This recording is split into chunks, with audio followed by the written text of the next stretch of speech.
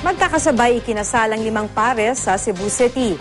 Pinatunayan nilang walang makakahadlang sa kanilang pagmamahalan kahit pa may kapansanan sila. Makibalita tayo kay Nico Sereno ng GMA Cebu.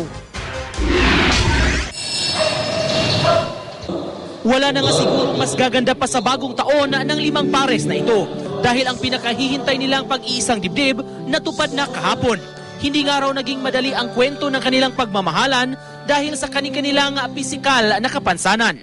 Pero sa sabay-sabay nilang pagharap sa altar, pinatunayan nilang ang kanilang pagmamahalan hindi matitinag ng anumang kakulangang pisikal. Sina Angelo at Heidi parehong visually impaired.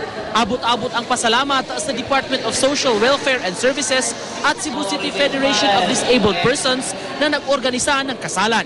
Sa Huwes sila unang ikinasal at ngayon maipagmamalaki nilang lehitimo na silang mag-asawa sa harap ng simbahan.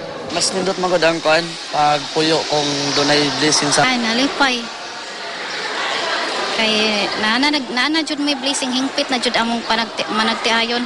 Ito ang unang pagkakataon na nagsagawa ng kasalang bayan ang DSWD at Cebu City Federation for Disabled Persons. At umaasa silang ang pagpapakasal ni na Angelo at Heidi at ng 4 pang ibang pares makakahikayat sa iba pang nagle-live-in na magpakasal na.